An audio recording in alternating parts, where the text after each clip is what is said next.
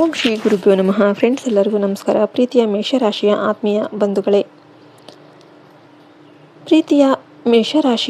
ಬಂಧುಗಳೇ, ಇಂದಿನ ಈ ಸಂದೇಶ ನಿಮಗಾಗಿ ತುಂಬ ವಿಶೇಷ ಮತ್ತು ಪ್ರಮುಖವಾಗಿದೆ. ಒಂದು ವೇಳೆ ನಿಮ್ಮ ಜೀವನದಲ್ಲಿ ಈ ಹಿಂದೆ ಆರ್ಥಿಕ ಸಮಸ್ಯೆ, ಸಾಲದ ಬಾಧೆ ಅಥವಾ ಕೆಲಸದಲ್ಲಿ ಅಡೆತಡೆಗಳು ಕಾಣ್ತಾ ಇದ್ರೆ ಈಗ ಸಮಯ ಬದಲಾಗುವ ಪ್ರಬಲ ಸಂಕೇತಗಳು ಸಿಗ್ತಾ ಇವೆ. ಈಗ ಭಗವಂತನ ಲೀಲೆ ಹೇಗಿರುತ್ತೆ ಅಂದರೆ, ನಿಮಗೆ 3 ಕಡೆಗಳಿಂದ ಭಾರೀ ಪ್ರಮಾಣದಲ್ಲಿ ಧನ ಲಾಭವಾಗುತ್ತೆ. ಬೇಗ ನೋಡಿ, ಸಮಯ ತುಂಬ ಮಹತ್ವದ್ದಾಗಿದೆ. ಜ್ಯೋತಿಷ ಗಣನೆಗಳ ಪ್ರಕಾರ ನಿಮ್ಮ ರಾಶಿಗೆ ಗ್ರಹಗಳ ಶುಭ ಸಂಚಾರ ಆಗ್ತಾ ಇರೋದ್ರಿಂದ ನಿಮ್ಮ ಜೀವನದಲ್ಲಿ ದೊಡ್ಡ ಸಕಾರಾತ್ಮಕ ಬದಲಾವಣೆ ಬರಲಿದೆ. ಮಹಾದೇವ, ಮಹಾಲಕ್ಷ್ಮಿ ಮತ್ತು ಬಜರಂಗ ಬಲಿಯ ಕೃಪೆಯಿಂದ ನಿಮ್ಮ ಆತ್ಮವಿಶ್ವಾಸ ಮತ್ತು ಸಾಹಸ ಪ್ರವೃತ್ತಿ ಹೆಚ್ಚಾಗಲಿದೆ ಹಾಗೂ ಭಾಗ್ಯದ ಬಾಗಿಲು ತೆರೆಯಲಿದೆ.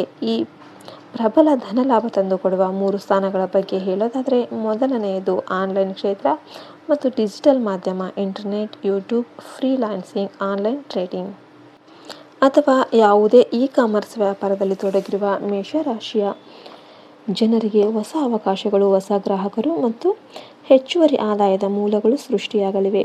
ಎರಡನೆಯ ಸಂಕೇತ ಏನಂದರೆ, ಆಫ್ಲೈನ್ ಕ್ಷೇತ್ರ ಅಥವಾ ಸ್ವಯಂ ಉದ್ಯೋಗದಿಂದ ಲಾಭ. ಯಾರು ದೀರ್ಘಕಾಲದಿಂದ ಹೂಡಿಕೆ ಮಾಡಿ ನಷ್ಟ ಅನುಭವಿಸ್ತಾ ಇದ್ದಾರೋ ಅಥವಾ ವ್ಯಾಪಾರ ಮಂದಗತಿಯಲ್ಲಿತ್ತೋ ಅವರಿಗೆ ಹಳೆಯ ಬಾಕಿ ಹಣ ವಸೂಲಾಗುತ್ತೆ. ಮಾರುಕಟ್ಟೆಯಲ್ಲಿ ಹೊಸ ಡೀಲ್ ಸಿಗುತ್ತೆ ಮತ್ತು ಉದ್ಯೋಗಸ್ಥರಿಗೆ ಸಂಬಳ ಹೆಚ್ಚಳ ಅಥವಾ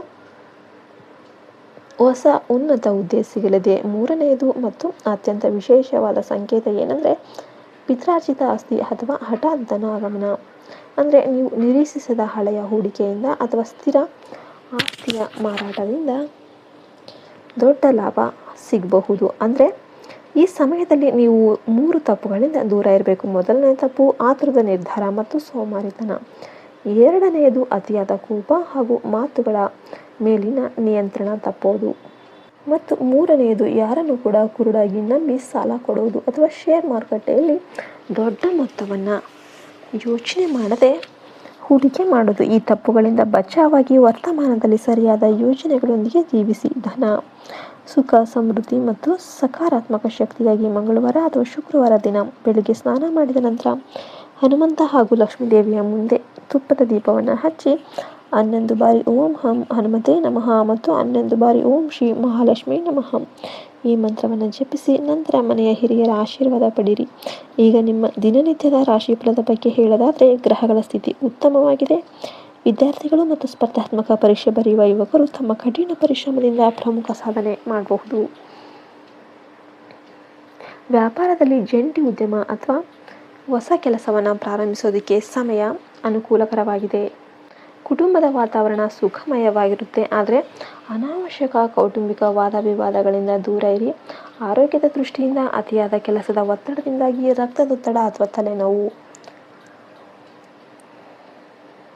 ಅಂತ ಅನಿಸ್ಬೋದು. ಆದ್ದರಿಂದ ಸರಿಯಾದ ಸಮಯಕ್ಕೆ ವಿಶ್ರಾಂತಿ ತಗೊಳ್ಳಿ ಮತ್ತು ಯೋಗ, ಮೆಡಿಟೇಷನ್ ಮಾಡಿ. ಆಫೀಸಲ್ಲಿ ನಿಮ್ಮ ವಿರೋಧಿಗಳ ತಂತ್ರಗಳ ಬಗ್ಗೆ ಜಾಗರೂಕರಾಗಿರಿ ಮತ್ತು ರಾಜಕೀಯದಿಂದ ದೂರ ಇರಿ. ಪ್ರೇಮ ಜೀವನದಲ್ಲಿ ಅಥವಾ ವೈವಾಹಿಕ ಜೀವನದಲ್ಲಿ ಪರಸ್ಪರ ಈಗೋ, ಅಹಂಕಾರ ಬದಿಗಿಟ್ಟು ಸಂಗಾತಿಯ ಭಾವನೆಗಳನ್ನು ಗೌರವಿಸಿ. ಸ್ನೇಹಿತರ ಭೇಟಿ ಮಾನಸಿಕ ಒತ್ತಡದಿಂದ ಪರಿಹಾರ ನೀಡುತ್ತೆ.